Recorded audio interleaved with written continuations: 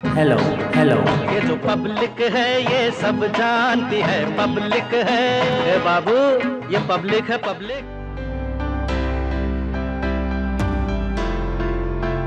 Public से बात करने का कारवा मऊ के घोसी विधानसभा पहुंच गया। घोसी विधानसभा की बात करें तो 1996 से लेकर 2017 तक लगातार विधायक रहे फगू चौहान, जो वर्तमान में बिहार के राज्यपाल है। उनका कारवा रुका था 2012 में जब सपा लहर थी। फगू चौहान लगातार विधायक तो रहे, लेकिन पार्टी बदलते रहे, कभी बहुजन समाज पार्टी, कभी बीजेपी। बाई इलेक्शन हुए, बीजेपी के उम्मीदवार यहाँ से जीते। यहाँ माना जाता है चौहान वोटर ज़्यादा है, इसीलिए शायद यहाँ से दारा सिंह चौहान लड़ने आ गए, जो मधुबन से बीजेपी के उम्मीदवार थे। सपा का दामन थामा, घोसी चलाए। पब्लिक से बात करेंगे, उनके मुद्दे जानेंगे। इस बार विधानसभा चुनाव में क्या मुद्दे अहम होंगे। घोसी विधानसभा में है बलुआ पोखरा, ये जगह है, चौहान बहुलक इलाका है। तो चौहान बहुलक इसलिए कि 1996 से लगातार फगू चौहान रहे, बीच में 2012 में चूंकि सपा आई, लेकिन फिर भी अभी जो बीजेपी ने है उम्मीदवार भी चौहान उतारा और दारा सिंह चौहान आ गए। तो पहले इन लोग से जान लेते हैं, चौहान लोग हैं कि भाई इनका नेता कौन, दारा सिंह चौहान या फिर बीजेपी से भी उम्मीदवार कौन है? बीजेपी से लालचंद चौहान है। हाँ, तो चौहानों का नेता कौन? चौहानों का नेता तो यहाँ पे फागू चौहान को ही लोग मानते हैं। तो अभी फागू तक चौहान जी तो अब तो राज्यपाल बन गए, उनका तो लेकिन पब्लिक चलेगी उन्हीं कहने पे, मेरी समझ से। अच्छा, जिनको चौहान लोग, अच्छा चौहान उन्हीं के साथ जाएंगे जिनको वो कहेंगे, लेकिन अब तो राज्यपाल बन गए, तब किसी पार्टी के बारे में तो बात करेंगे नहीं जी। तो ऐसे में चौहान कहाँ जाएंगे? चौहान देखिए, चौहान जा रहे हैं समाजवादी पार्टी के साथ। माननीय दारा सिंह चौहान जी के साथ जा रहे हैं चौहान। अब उन फगू चौहान के बाद बड़ा नेता दारा सिंह चौहान हो गए। जी बिल्कुल। और चूंकि दारा सिंह चौहान जी अब एक अच्छी पार्टी में गए हुए हैं, झूठे और जुमलाबाजों की पार्टी में नहीं गए हुए हैं, इसलिए पूरा चौहान समाज भी दारा सिंह चौहान जी के साथ जा रहा है और दारा सिंह चौहान जी चुनाव जीतेंगे समाजवादी पार्टी बात से। और था कि अगर दारा सिंह चौहान ने पिछले 2017 में जब उन्होंने पार्टी बदली, बीजेपी में गए, तो उन्होंने मधुबन से चुनाव लड़ा। अगर उन्होंने विकास किया था, अच्छा काम किया था, तो विधानसभा तो नहीं न बदलना चाहिए था। देखिए, इसमें दारा सिंह चौहान जी का कोई दोष नहीं है। उन लोगों ने जो हेड बैठे हुए थे इनके, इन लोगों ने कोई विकास नहीं किया, तो दारा सिंह चौहान कहाँ से करते? इन लोगों ने सिर्फ जुमलेबाजी की है, झूठे वादे किए हैं पब्लिक के साथ। अभी एक नया नारा दिया हुआ है कि जो राम को लाए हम उनको लाएंगे। तो वादा तो उन्होंने ये भी किया था कि काला धन लाएंगे, कहा था कि दाऊद इब्राहिम को ले आएंगे, विजय माल्या को लाएंगे, नीरव मोदी को लाएंगे। कहाँ गए सब वादे उनके? उनके वादे थे कि हम लाएंगे, यानी कार्रवाई करने के वादे थे। आपके विधानसभा में बुलडोजर खूब चले हैं, तो कार्रवाई हुआ, लॉ एंड ऑर्डर दुरुस्त रहा कि नहीं? नहीं, मैं तो मानता हूँ कि लॉ एंड ऑर्डर कहाँ दुरुस्त रहा है। हमारे यहाँ तो गुंडे मावाली, जो भारतीय जनता पार्टी की जब सरकार बनी तो लोगों ने कहा गुंडे मावाले सारे अंदर चल जाएंगे, लेकिन एक भी गुंडे मावाले अंदर नहीं है। सारे गुंडे मावाली रोड पे टहल रहे हैं। आप यहाँ तक का विकास हुआ है कि मोदी जी ने सारे गुंडे मवालियों को इस बार विधानसभा में टिकट दिया है, फिर वो गुंडे मवाली रोड पे आ गए हैं। और उन्हीं आप एक पार्टी विशेष पे आरोप लगा रहे हैं, लॉ एंड ऑर्डर दुरुस्त हुआ कि नहीं, पुलिस प्रशासन दुरुस्त है कि नहीं? कुछ भी दुरुस्त नहीं है, लॉ एंड ऑर्डर भी दुरुस्त नहीं है। ये जो कानून की बात करते हैं, सर्वप्रथम मैं इनका विरोध करता हूँ कि नौजवानों के ऊपर जो लाठियाँ चलवाए थे इलाहाबाद हॉस्टल में, किस कानून का पालन करते हुए चलवाए थे? नौजवानों को क्या कसूर था? कि गुंडे थे, बदमाश थे, आतंकवादी थे? आपका जो मुद्दा है रोजगार, उस पर बात करेंगे। पहले ये जानते हैं कि लॉ एंड ऑर्डर मजबूत है या नहीं? मजबूत नहीं है। नहीं है, ठीक है। लॉ एंड ऑर्डर मजबूत है या नहीं? सुरक्षा की बात करते हैं, लॉ एंड ऑर्डर मजबूत है या नहीं? देखिए, हम कुछ बोलने में असमर्थ हैं, और लोग से पूछिए। नहीं, क्या आप भी विधानसभा के तो हैं, आपके लिए भी तो विधानसभा चुनाव होने वाला है, आपके लिए भी तो मुद्दा पुलिस प्रशासन होगा। तो लॉ एंड ऑर्डर दुरुस्त है या नहीं? नहीं, पुलिस प्रशासन तो खराब है, खराब है, बहुत खराब है। ठीक है। लॉ एंड ऑर्डर, तुम स्कूल में पढ़ते हो? हाँ, मैं बीएड का छात्र हूँ। अच्छा, बीएड के छात्र हो। तो ये बताओ, स्कूल कॉलेज के बाहर एंटी रोमियो स्क्वाड का गठन होने के बाद पुलिस दिखाई देती है? पुलिस तो नहीं दिखाई देती है कभी वहाँ पे, एकदम नहीं, कभी नहीं। कोई चौकीदार भी नहीं दिखाई देता है। कोई चौकीदार। चलते दूसरे हिस्से में लोगों से जवाब लेते हैं, लॉ एंड ऑर्डर के बारे में जानते हैं। लॉ एंड ऑर्डर कैसन बचा? लॉ एंड ऑर्डर तो जो है, जो लोग जात बिरादरी के हिसाब से और एक कार्य हो रहा है, जो उनके पास गुंडे हैं, जो बड़ी जातियां के हैं, उनको उनका कुछ नहीं बिगाड़ेंगे। जो दूसरे जात के हैं, पुलिस की कार्रवाई ये जाति देख के होती है? हाँ, जात देख कर हो रही है ना। जो उनके बिरादरी ठाकुर बिरादरी के हैं वो घूम रहे हैं, उनका घर नहीं ढाया जा रहा है, और जो एक बिरादरी के हैं खाली वही दुश्मन है। बोलिए, क्या ऐसा सच में है कि पुलिस प्रशासन द्वारा जो कार्रवाई होती है वो जात देख के होती है? मैं तो इस तरह से नहीं कहूँगा जात देखकर होती है। हाँ, पुलिस प्रशासन में अभी भी काफ़ी कमी है, सुधार की ज़रूरत है। सुधार हुआ या नहीं हुआ पिछले 5 सालों में? मुझे कुछ खास फर्क नहीं दिखता है।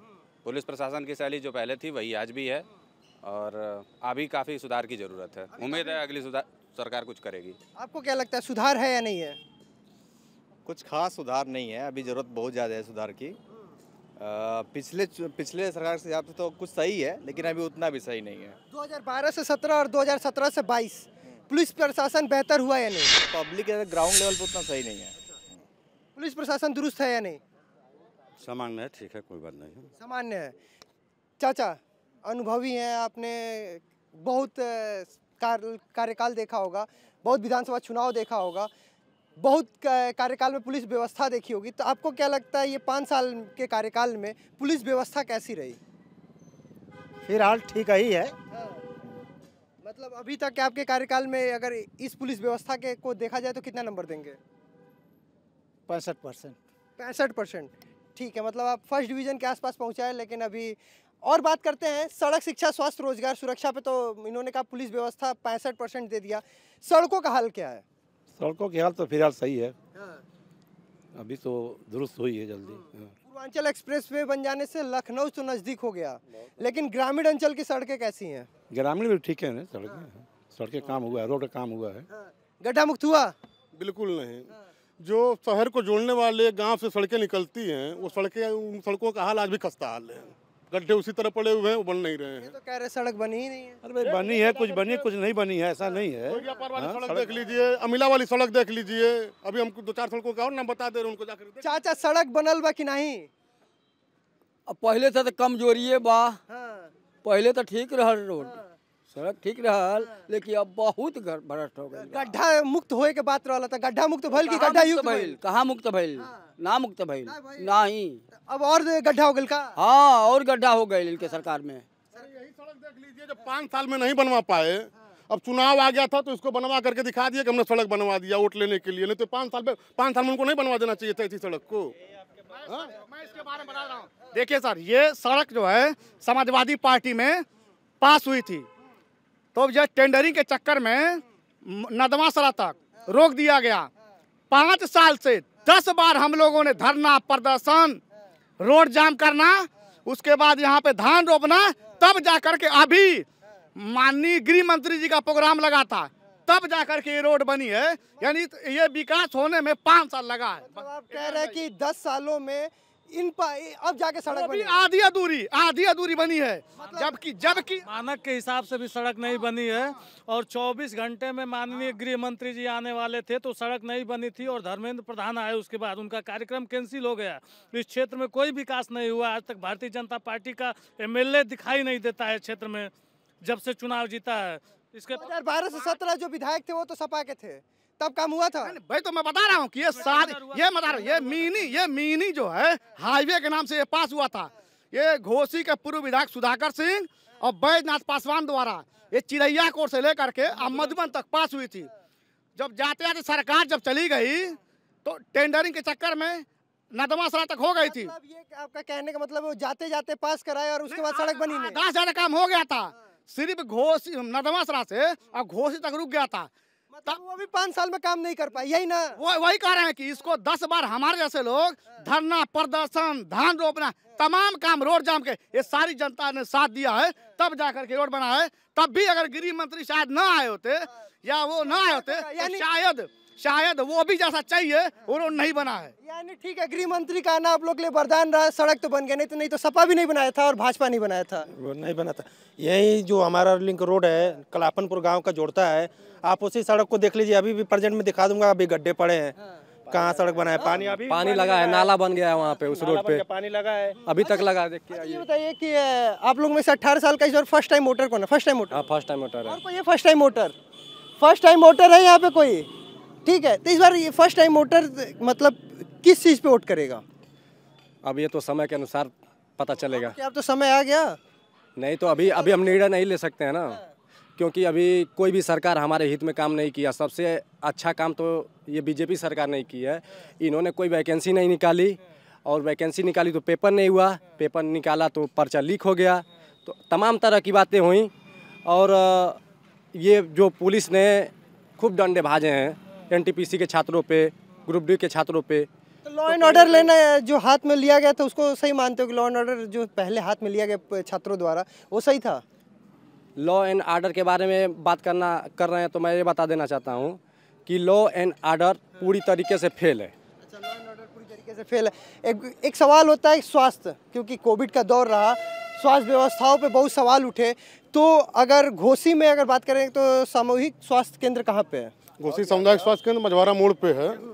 हाँ, तो वहाँ पे डॉक्टर बैठते हैं? डॉक्टरों की बात क्या की जाए जी, आपको पता ही होगा कि हर जगह लूट खसोट चल रही है। कोविड के नाम पर भी लूट खसोट अच्छी खासी हुई है। पब्लिक से दूसरे हिस्से में जानते हैं डॉक्टर बैठते हैं कि नहीं? डॉक्टर बैठते हैं चाचा? हाँ बैठते हैं। तो दवा मिलता है? मिलता है। मतलब जाइए अगर कुछ दिखाने तो एकदम डॉक्टर मिलेंगे ना? बिल्कुल मिलेंगे। ठीक है चाचा, डॉक्टर मिलता है? हाँ, हमेशा मिलते हैं।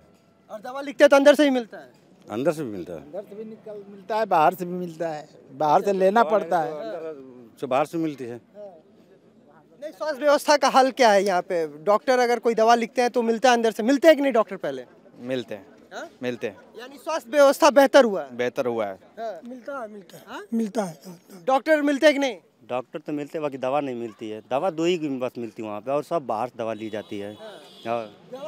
5 डॉक्टर हैं, लेकिन इस साधन एक बैठते हैं तो मरीज इतने होते हैं कि उनको का हाली हाली लिख करके दवा दे देंगे, जाइए बार से।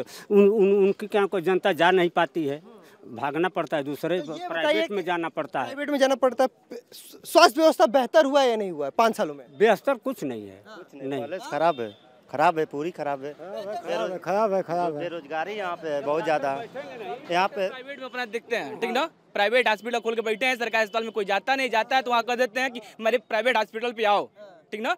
और दवा जो होती है अंदर से 1-2 मिलती है, कैल्शियम आयरन की मिलती है, बाकी सब बाहर लिख देते हैं लोग कमीशन चक्कर में। थोड़ा सा मेहनत वाला कार्य अगर करना पड़ेगा तो तुरंत पन्ना पे लिख देंगे, रिफर कर देंगे, इन जाने कि हमको आराम मिल जाएगा, जाएं वो दूसरे जगह। आप कह रहे हैं स्वास्थ्य पे भी काम नहीं हुआ? कुछ नहीं, कोई काम नहीं हुआ। निकम्मी सरकार ही है, बस जुमलाबाजी करती है। आप लोग इसमें से किसान हैं तो एक बात और है, ये छुट्टा पशु भी इस बार मुद्दा रहेंगे क्या? जो छुट्टा पशु ये टहल रहे हैं, ये किसानों के लिए तो बर्बादी का घर है सर। एक्सीडेंट तमाम होता है रोड पे। ये तो एकदम जो मोदी जी और योगी जी ने यह लगवाया था कि नहीं हम इन लोगों के लिए सुरक्षा करेंगे, वो क्या सुरक्षा करेंगे? जाइए देखिए घोसी में तमाम कम से कम कई हजार पशु हैं। छुट्टा पशु बर्बाद कर दिए। आया सरकार, मोदी की सरकार, योगी की सरकार बर्बाद कर दिया किसानों को, एकदम बर्बाद कर दिया। हाँ, ये एकदम 5 किलो राशन दे रहे हैं फ्री में, और इन छुट्टा पशुओं से 50 कुंटल अनाज उनका खराब हो रहा है। किसानों का खेत में चर जा रहे हैं, तो हमें 5 किलो नहीं चाहिए, हमें अपना 5 कुंटल जो मेहनत मजदूरी से हम उगा रहे हैं, हमें वो राशन। किसान सम्मान योजना भी तो किसानों के हित में सरकार ने शुरू किया कि 2000 रुपये खाते में आएगा और किसान कुछ तो काम करेगा उससे। देखिए 2000 से क्या होना है? जब हमारी फसल खराब हो जाएगी 50,000 की, 2000 लेके क्या करेंगे? 2000 में अपने बच्चों को पाल पोस पाएंगे क्या हमसे? क्या हुआ? क्या यूरिया भी 5 किलो कम कर दिए हैं। 2000 देने से क्या मतलब है? नुकसान है कि नहीं है जनता का? और सबसे बड़ी मुद्दा यहाँ पे है बेरोजगारी, जो सरकार कुछ नहीं कर पाई हम युवाओं के लिए। युवा को चाहिए रोजगार। तो आपको क्या लगता है कि रोजगार कौन दे पाएगा? भैया अखिलेश यादव बहुत बढ़िया काम किए हैं। हम लोग के लिए, हम लोग की दिली ख्वाहिश है कि अखिलेश यादव फिर दोबारा सीएम बने। एक सवाल था कि अभी प्रदेश सरकार का दावा था हमने रोजगार जितना भी दिया उसमें भ्रष्टाचार नहीं हुआ, जो काबिल था, जिसके अंदर काबिलियत थी, उसे नौकरी मिला। सबसे सवाल इसका जवाब, भ्रष्टाचार नहीं रहता। भ्रष्टाचार देखिए, ये जातियों के हिसाब से इस गुंडों को मारा गया है। पिछड़ी जातियों के, दलित ओबीसी के लिए ये सबको मार रहे हैं। क्यों नहीं सवर्ण जातियों के लिए कोई गोली मार रहा है? ब्रजेश सिंह है, बड़े बड़े माफिया है, उनको क्यों नहीं मारा जा रहा है? अगर आप सवाल ये था कि सरकार का दावा है जो काबिल है, काबिलियत के आधार पर नौकरी मिली, भ्रष्टाचार नहीं हुआ। तो काबिल के हिसाब खाली ठाकुर है, पंडित हैं, बाकी और कोई नहीं है, पिछड़ागड़ा नहीं है कोई। नौकरी मिलबे ना कल तो काबिलियत में कहाँ भाई? हुआ है, टीटी का पेपर हुआ है, 2017 का पेपर पूरा उठा लिया गया, 90% उठाया गया है। कहाँ का नियम है कि 90% उठा लिया जाए? कहीं का नियम है? सवाल ये था कि जो उन्होंने कहा जिन शिक्षकों को नौकरी मिले, काबिलियत है तो नौकरी मिले, भ्रष्टाचार से नहीं। तो इस बात से काबिलियत है, 69,000 भर्ती पूरी हुई, ये बताइए, वो भी फंसी हुई अभी है। कुछ लोगों को मिला है, कुछ लोग बेरोजगार बैठ के घूम रहे हैं। धरना देने पे लाठीचार्ज हो रही है। क्या मतलब इस सरकार की है? ये रोजगार अपना हक न मांगे? ये बताइए। मतलब आप कह रहे हैं कि क्या कह रहे हैं आप? काबिलियत की बात पूछ रहे हैं तो मैं उनसे पूछना चाहता हूँ, क्या उत्तर प्रदेश की 22 करोड़ जनता क्या गंवार बैठी है, पढ़ी लिखी नहीं है? उनको वो बोल रहे हैं कि काबिलियत नहीं है। अरे उनके अंदर खुद काबिलियत नहीं है मुख्यमंत्री बनने लायक, जनता उनको मुख्यमंत्री बना दी, तो लोगों को पढ़ाई लिखाई पे कैसे सवाल उठा सकते हैं? इन्होंने जो कहना है क्या, इन्होंने 69,000 भर्ती में पिछड़ों का आरक्षण 19,000 सीट खा गई, उनको भर्ती नहीं दिया। क्या क्या कह रहे हैं चाचा? काबिलियत का नाम है कि छोटे वर्ग में आएगी कहाँ से? स्कूल तो बंद हो गए। सोच अपने आगे पंडित भूंयहार का नाम ठाकुर लोग तो सोचते हैं कि क्या नाम है कि हमारे बच्चे ट्यूशन पढ़ लेंगे, फलां पढ़ लेंगे, वहाँ जाकर पढ़ लेंगे, और आम जनता किसान के बच्चे कहाँ जाएंगे? ये 2-3 लोग के बयान सुनने के बाद है कि क्या नाम है कि छात्रवृत्ति मिलती थी, छोटे वर्ग की छात्रवृत्ति बंद, ठाकुर पंडित भूंयहार को छात्रवृत्ति मिल रही है। अब इससे बढ़कर कहना है जनता। सरकार का एक नारा है, ना जातिवाद ना परिवारवाद बस विकासवाद। तो मोदी की और जोगी की चाल है। हाँ, न जाति है न पात है, सब बराबर हैं। अगर जात का अगर मतलब चश्मा हटाने की बात है तो गलत है? नहीं, गलत गलत। ठीक है, जात का चश्मा हटाने की बात चल रही समय प्रदेश सरकार का, ना जातवाद ना परिवारवाद विकासवाद, तो ऐसा मानते हैं? जातिवाद पक्का हो रहा है। बिना परीक्षा कराए 31-32 लोगों को, एक विशेष वर्ग के लोगों को नौकरी दे दी गई, IAS PCS बना दिया गया। जातिवाद नहीं तो क्या जातिवाद है। ठीक है, अब कार्यक्रम के आखिरी हिस्से में चलते हैं, पब्लिक से उनके मुद्दे जानते हैं कि विधानसभा चुनाव में आपके लिए प्रबल मुद्दा क्या रहेगा? प्रबल मुद्दा विकास की बात होगी। विकास कौन करेगा?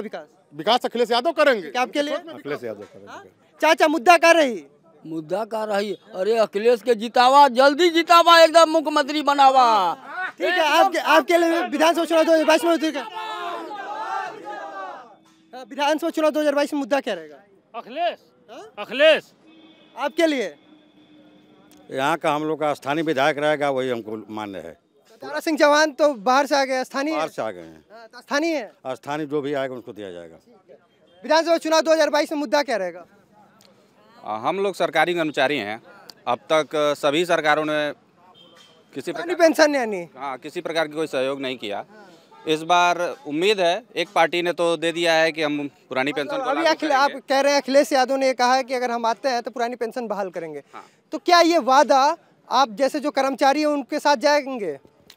अभी हम लोग देखेंगे कि भाजपा के घोषणा पत्र में क्या आ रहा है, उसके बाद डिसाइड करेंगे। बिल्कुल हमेशा जनता अपने फायदे के बारे में सोचती है। अब कर्मचारी वर्ग को भी सोचना है कि हमारे फायदे में क्या है। जो आपकी बात करेगा आप उसके साथ जाएंगे। ठीक, विधानसभा चुनाव 2022 में मुद्दा विकास पर रहेगा हम लोग। विकास तो कौन करेगा? विकास अखिलेश। ठीक है, एक स्वर में अखिलेश बोल रहे हैं। आपके लिए? अखिलेश भी है। हम लोग के अखिलेश विकास करेंगे। बाकी देखिए, हम लोग का मुद्दा बेरोजगारी है। आर्मी की भर्ती कम से कम 3 साल से भर्ती नहीं आ रही है। ये लोग का जुमलाबाजी के ऐसे कह रहे कि हर साल में ये 2 करोड़ नौकरी देंगे, पैदा करेंगे। बाकी आज तक 2 करोड़ नौकरी पैदा नहीं हुई है। विधानसभा चुनाव 2022 मुद्दा शिक्षा, विकास और रोजगार। शिक्षा, विकास, रोजगार। गरीब आदमी को तो मरो ज्यादा काम करत करे, कुछ मिलता ना है, कहते सब खा जाते, बड़ा ही लोग हैं। डबल राशन तो मिला था चाचा, मिला था कि नहीं? ठेला चला तो बूढ़े हो गए हैं। हाँ ठीक है, एक पाव मिला था मगर आदमी का तो ना मिला था, ये बात है। खा के कहता कि ना मिला था, मिल रहा है। कहीं ना खाए, सभी को मिल रहा है। जातिवाद देख के मिल, जात में देख के नहीं ना मिल रहा है। बेगर जात का ही मिलता है ना, सभी को मिलता है, चाहे ब्राह्मण हो, ठाकुर हो, कुर्मी हो, कोयरी हो, सभी को मिलता है। ठीक है, विधानसभा चुनाव 2022 में मुद्दा देखिए, हमारा कहना ये है कि हमें वैसी सरकार चाहिए जो इन नौजवान, जल्दी से बताइए मुद्दा क्या है? नौजवान भाई रोजगार से जोड़े। ठीक है, मुद्दा हमारा है शिक्षा, स्वास्थ्य और रोजगार। ठीक है, ये हम घोसी विधानसभा में थे, पब्लिक से बात कर रहे थे, उनके मुद्दे जान रहे थे कि विधानसभा चुनाव 2022 में मुद्दा क्या रहेगा। कुछ लोगों का कहना है जो विकास करेगा वही मुद्दा रहेगा, कुछ लोगों का कहना है कि स्थानीय जो नेता रहेगा उसी को चुना जाएगा। अब तो ये वक्त बताएगा, आने वाला चुनाव बताएगा कि यहाँ से कौन चौहान जीत के जाता है या फिर कौन यहाँ का सरताज बनता है। 2022 विधानसभा चुनाव में यहाँ से लखनऊ पहुँचता है। कैमरा पर्सन राहुल के साथ ब्रजेश तिवारी, घोसी, मऊ, इंडिया टीवी।